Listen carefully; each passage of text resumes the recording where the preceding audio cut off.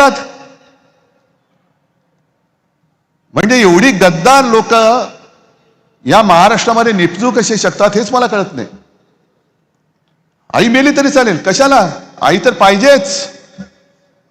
मावशी असू द्या, काकी असू द्या, मामी असू द्या, आणखीन कोणी असू दे ना. मोहन भागवत सांगतात ना, कुटुंब वाढवा, मोठं कुटुंब घेऊन फिरा की. आम्ही कुठं नाही म्हणतोय. करा मोठं कुटुंब, सुखी कुटुंब. त्याच्यातले नोकऱ्या किती जणांना लावणार हे भागवतांनी सांगावं. का नुसती बेकारांची फौज तयार करणार हिंदुस्थानामध्ये? जो माणूस शिवसेनेशी गद्दारी करतोय तोच आता ठाण्याशी गद्दारी करायला लागलाय, ठाण्याकरांची गद्दारी करायला लागलेला आहे.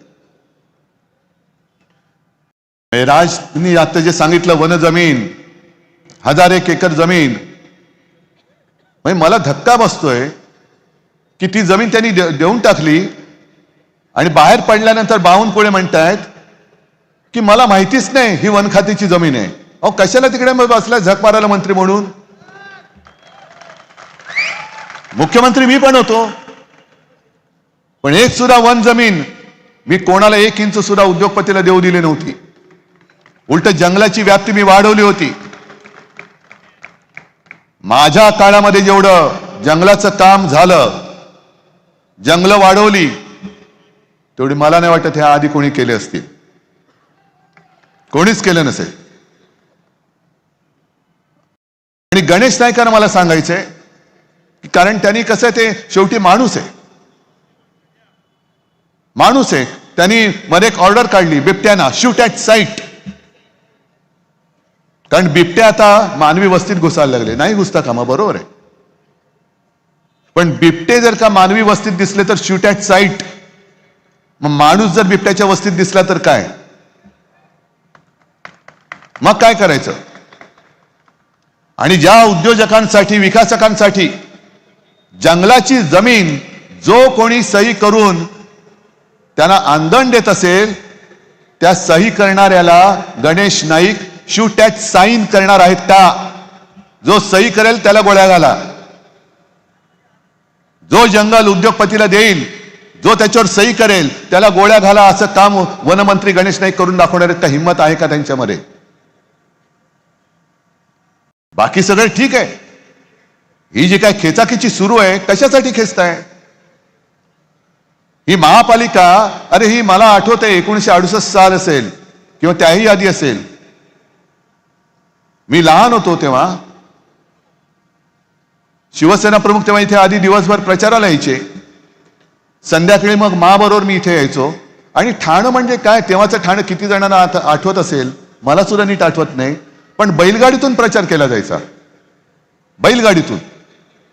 आणि वसंतराव मराठे हे पहिले जनतेतून निवडून आलेले नगराध्यक्ष होते शिवसेनेचे. आणि तेव्हा कम्युनिस्टांनी असं म्हटलं होतं की मुंबई त्यांची. आणि बाळासाहेब म्हणाले होते, मग ठाणं माझं. या ठाण्यावरती बाळासाहेबांचं आतोनात प्रेम. म्हणजे 2012 साली जी शेवटची महापालिका निवडणूक झाली, त्याच्यात त्यांनी मला बोलून सांगितले की उद्धव, म्हणजे मला चिंता होती सभा घेऊ शकतील की नाही. आम्ही सांगत होतो सभा घेऊ नका. मला म्हणाले नाही, 2च सभा मी घेणार. 2 घेणार म्हणजे घेणार. एक मुंबई आणि दुसरं माझं ठाणं. माझं ठाणं.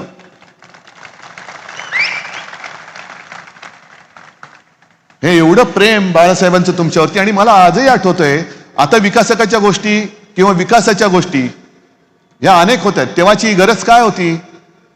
अशीच कुठेतरी सभा होती, गावदेवी मैदान असेल, देव जाणे कुठलं, कारण मी लहान होतो. आणि बाळासाहेब भाषण करताना चिठ्ठी आली. चिठ्ठीत वाचलं की आम्हाला नाट्यगृह नाही. आणि बाळासाहेबांनी तिथले तिथे वचन दिलं, तुम्ही मला महापालिका द्या, मी तुम्हाला नाट्यगृह दिलं. आणि तसं ते गडकरी रंगायतून उभं राहिलं. दादोजी कोंडदेव स्टेडियम उभं राहिला, काशीनाथ घाणेकर नाट्यगृह उभं राहिलं. अनेक ठिकाणी तलाव साफ झाले. आणखीन काय काय काय काय केलं.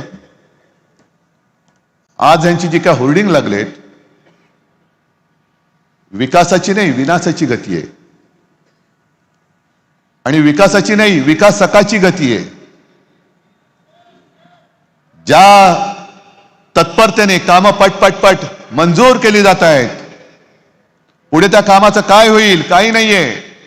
उद्या प्रदूषण होत आहे, अगदी तुम्हाला खेटून असलेल्या मुलुंडमध्ये मेट्रोच्या कामाची पाहणी करायला भाजपचेच आमदार गेले होते मिहिरकोटेच्या, आणि त्यांनी पाहिल्यानंतर ही पेपरमध्ये आलेली बातमी आहे, 100 ठिकाणी वायू प्रदूषणाची जी काही मानकं असतात किंवा काही नियम असतात त्याचं उल्लंघन विकासकांनी केलेलं आहे, कॉन्ट्रॅक्टरनी केलेलं आहे.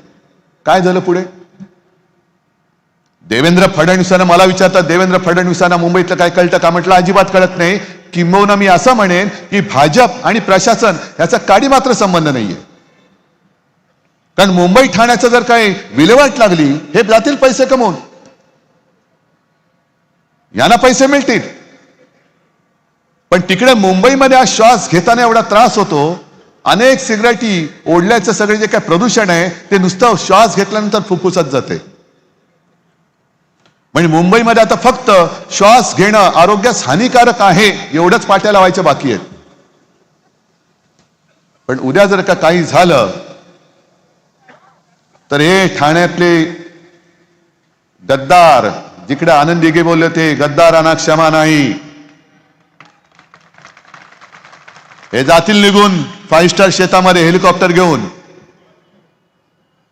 देवेंद्र फडणवीस जातील नागपूरला, आणि तिसरे जातील काका मला वाचवा म्हणून बारामतीला. ठाणेकर आणि मुंबईकर बसतील बोंबलत.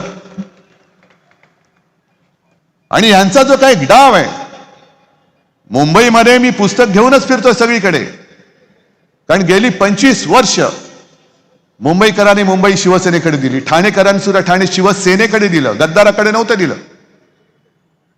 हा गद्दार निघेल हे तुम्हालाही माहिती नव्हतं, मलाही माहिती नव्हतं. तुम्ही विश्वास ठेवला, मीही विश्वास ठेवला, आपण दोघंही फसलेलो आहोत.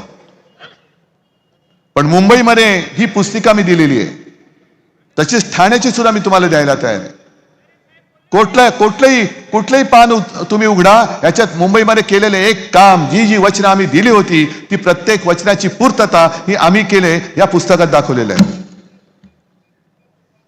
अगदी काही योजना जसा कोस्टल रोड हा आपण केलेला आहे, मुंबईकरांच्या पैशातून केलेला आहे. पण कोस्टल रोडचं श्रेय हे घेतात आता. त्याच्यानंतर हिंदू हृदय सम्राट बाळासाहेब ठाकरे आपला दवाखाना, ही योजना आपली, पण यांनी सरकार पाडलं आणि फेक कापली.